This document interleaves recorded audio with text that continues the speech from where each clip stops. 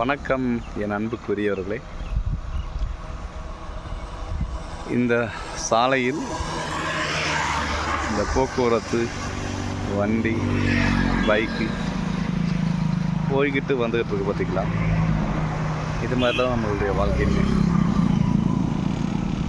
துக்கம் சந்தோஷம் எல்லாமே போகும் வரும், அவ்வளோதான். அதை நிறுத்தவோ தடுத்து நிறுத்தவோ இல்லை வந்து கொண்டே இருக்கிற மாதிரிலாம் வாழ்க்கையில் எப்போவுமே அமையவே அமையாது. ரசிச்சுக்கிட்டே போயிடுறோம், அவ்வளோதான்.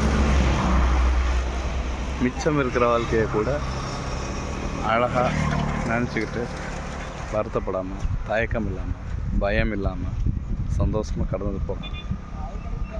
இந்த பூமியும் இந்த வானமும் நமக்காக தாங்கி கொண்டு, நம்மளுடைய இன்னல்களை எல்லாம் தாங்கி கொண்டு நம்மளை வாழ வைத்து கொண்டு இருக்குது.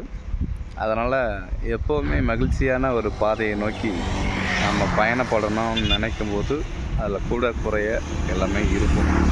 அதனால் மகிழ்ச்சி நம்முடைய வாழ்க்கை அல்ல, எல்லாமே சேர்ந்தது தான் நம்முடைய வாழ்க்கை. அதனால் எனக்கு தெரிஞ்சு இன்பத்தை தேடி போவதை காட்டிலும் துன்பத்தை தொலைத்து இன்பத்தை தேடுவதில் தான் பெரிய சுகமே.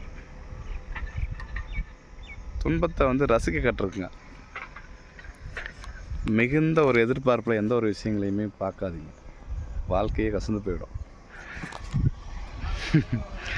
எப்போவுமே இந்த இயற்கையோடு சேர்ந்து வாழ்ந்துருங்க. அப்போ தான் தன்னிலை மாறாமல் அப்படியே இருக்கும்.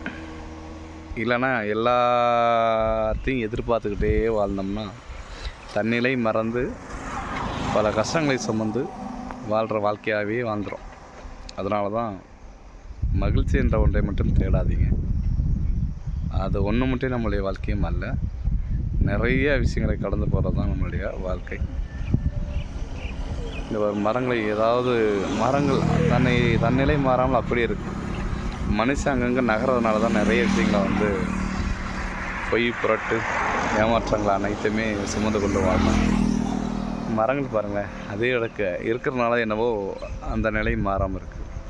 அதுவும் நகர்ந்து விட்டால் இந்த உலகம் நாசமாகிக்கும்.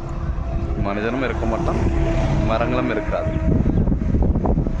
யோசித்து சிந்தித்து அழகாக வாழுங்கள். நன்றி. நல்லது நிகழ்ச்சி வாழ்த்துக்கள்.